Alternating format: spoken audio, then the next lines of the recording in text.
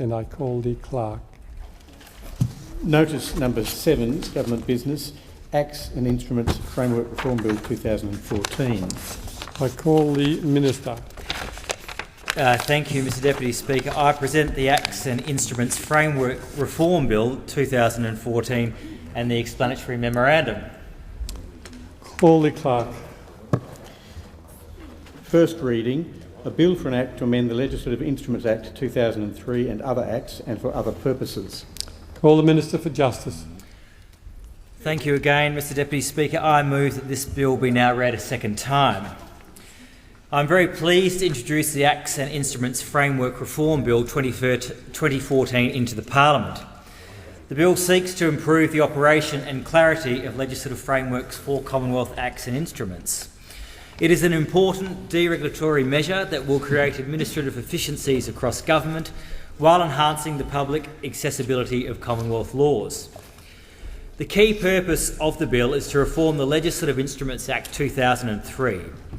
The Legislative Instruments Act came into force in 2005 and provides a comprehensive regime for the registration, tabling, scrutiny and sunsetting or automatic repeal of Commonwealth legislative instruments.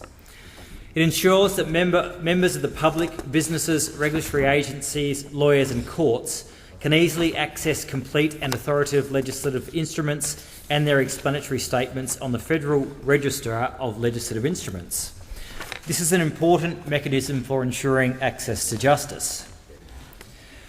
In 2008, a statutory review of the Legislative Instruments Act was conducted by a committee comprising 2 senior members of the Commonwealth Public Service and the then Commonwealth Ombudsman. The committee consulted a broad range of stakeholders with the release of an issues paper and over 60 responses to that paper. The committee also held extensive meetings with interested stakeholders. The review found that the Legislative Instruments Act had been largely successful in improving public access and facilitating parliamentary scrutiny of legislative instruments. It also found that a number of improvements could be made to the scheme and released a number of recommendations. Following the review, measures have been implemented to strengthen the legislative instruments framework. There has been a significant amount of work to manage the sunsetting of legislative instruments across the Commonwealth. This has included the government's efforts over both repeal days this year to repeal over 10,000 spent and redundant legislative instruments from the statute books. The sunsetting of older legislative instruments also presents a unique opportunity for the government to reduce red tape, deliver clearer and simpler laws and align existing legislation with current government policy.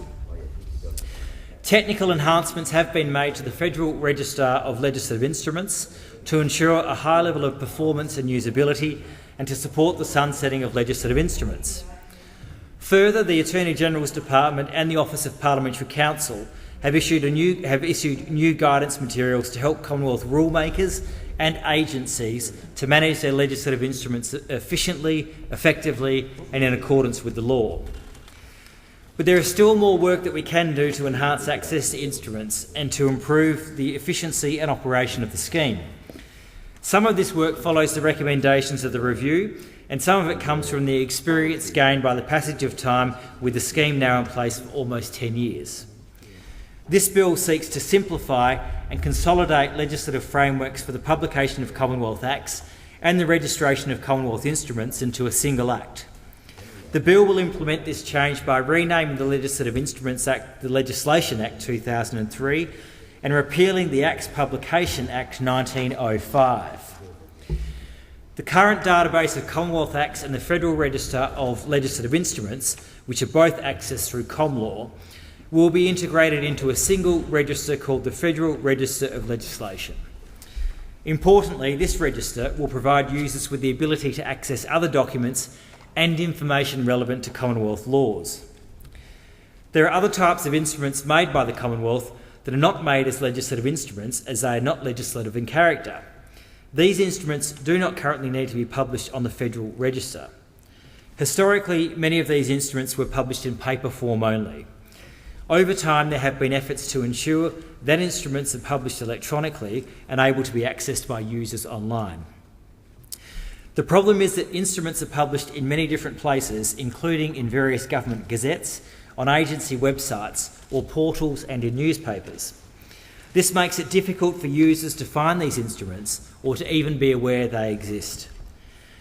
It also places the burden on agencies to manage their stock of instruments and ensure they have adequate infrastructure in place to support the publication of these instruments. The bill helps to address this problem. It expands the scope of the legislative instruments framework to cover a new category of instruments called notifiable instruments. This means that instruments which are not legislative in character can also be registered on the centrally managed and authoritative Federal Register of Legislation, which will allow them to be more readily publicised and accessed. These amendments will align the processes for registration, compilations and authorised versions for acts and a broader range of instruments. The amendments will also enable the First Parliamentary Council to make minor editorial changes in preparing registered compilations of acts and instruments that do not change the effect of the legislation. These amendments will produce administrative efficiencies across government. Consistent with the government's deregulation agenda and efforts to promote clearer and simpler laws, the bill will enable bulk amendments or repeals arising from the thematic review of instruments to be made more quickly and simply. In consultation with the relevant rulemakers, the Attorney-General will be able to advise the Governor-General to make a single instrument that would give effect to such a review across government portfolios. The bill will help clarify and better define legislative instruments and legislative character to ensure that instruments are made in their appropriate form and able to be enforceable by registration as legislative instruments on the register. It will move certain content from the Act to regulations to help consolidate detail that may be more suitably placed in delegated legislation and which may need to be updated regularly. It will also allow the First Parliamentary Council to make rules about matters for the purpose of meeting his or her obligation to maintain a consistent, accurate and up-to-date register. This mechanism will facilitate a level of procedural detail that may not be appropriate for including in the Act or the regulations. The rules will be a legislative instrument, which means they will be the subject of parliamentary oversight. The bill also clarifies consultation requirements for the drafting of legislative instruments to ensure that the requirement of rulemakers to undertake appropriate consultation applies equally to instruments that affect business and competition and those that do not. Further, the bill will remove transitional mechanisms for dealing with instruments made before the legislative instruments scheme was introduced in 2005. It will amend numerous other acts to make clear in enabling legislation that certain instruments are legislative or notifiable instruments for the purposes of the Legislation Act, and update references to repealed provisions of the Acts Interpretation Act 1901 and the repealed Statutory Rules Publication Act 1905 to relevant provisions in the Legislation Act. Consequently, the bill repeals the Legislative Instruments, Transitional Provisions and Consequential Amendments Act 2003, which will become redundant. The bill will also amend other acts to convert gazettal or other publication requirements into requirements to register an instrument on the Federal Register where this would be appropriate or would reflect current practice. Certain provisions on the statute book that provide an implied power to make an instrument will be updated to expressly confer a power to make an instrument. This will not change the effect of those provisions, but will remove any doubt about whether such provisions are effective in conferring power. The bill will repeal Section 46B of the Acts Interpretation Act, which provides for non-legislative disallowable instruments and makes consequential amendments to laws that provide for these instruments. This will reduce the number of disallowable regimes for instruments, encourage a reduction in separate gazettal procedures and enhance the status of the Federal Register as a central repository and authoritative source of Commonwealth legislative instruments. Finally, the bill will amend the Acts Interpretation Act to expand and simplify the provisions dealing with machinery of government changes. The amendments will broaden the rules for interpreting references to ministers and departments in legislation and for interpreting references to authorities in agreements entered into by or on behalf of the Commonwealth.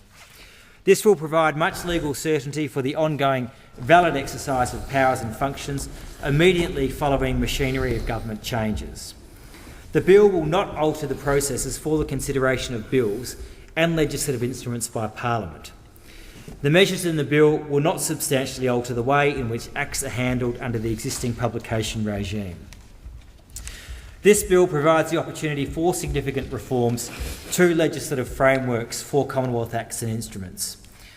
It will create administrative efficiencies across the government, helping to reduce beige tape, which can cause large imposts on government agencies. It will also facilitate efforts to reduce red tape.